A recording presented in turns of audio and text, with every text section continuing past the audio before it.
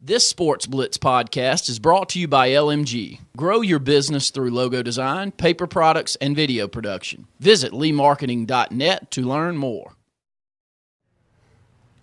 Welcome back to Sports Blitz Live. Luke Robinson here with the Bama Blitz section, brought to you by Bradbury Medical Center. I want to thank Mike Bradbury and everybody over at Bradbury Medical Center for sponsoring this segment low these many years. Really do appreciate his sponsorship of our program.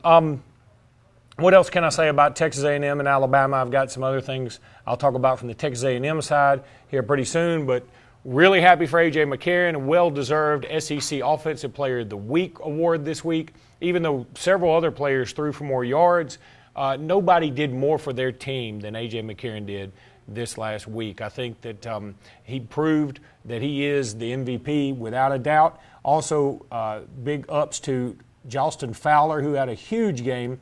He made a great block. What people didn't see maybe was his great block after he, on the flea flicker, he pitches it back to A.J. He has to get a block in so A.J. has enough time to throw the ball downfield to DeAndre White for that touchdown. Fantastic play, and of course he caught the touchdown, the last touchdown pass from A.J. McCarron. I'm not quite as worried about the secondary as a lot of people are. Yes, it's concerning. Yes, it's concerning that Johnny Manziel had a record-setting day against Alabama. There's no doubt. You're not going to face any more wide receivers like Mike Evans or any more quarterbacks like Johnny Manziel the rest of the year if you're Alabama. So you've already had baptism by fire, and you have gone out there and faced the best you're going to face, and Alabama got the win.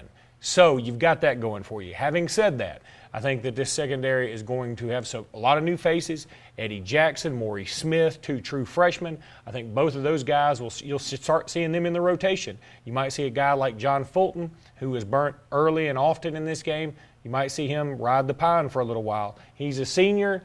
I think we've seen his ceiling, and his ceiling isn't that high. Let's let some of the younger guys come in and see what they can do. Cyrus Jones, he's only a sophomore. Maybe he can get better. Yes, he was toasted for that 95-yard touchdown by Mike Evans.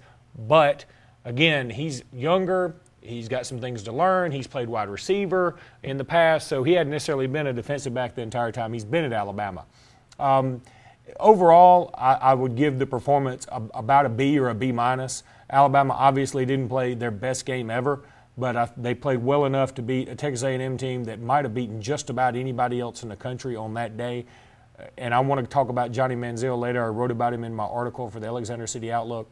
Just an incredible player.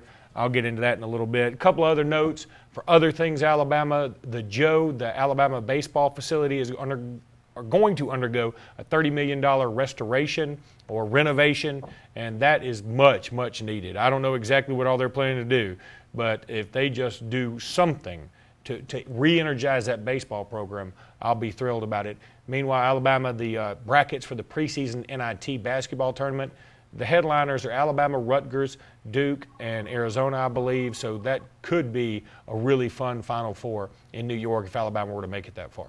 That's going to do it for the Bradbury Medical Center Alabama Blitz. I want to thank Mike Bradbury again. We'll see you in just a minute with more Sports Blitz Live.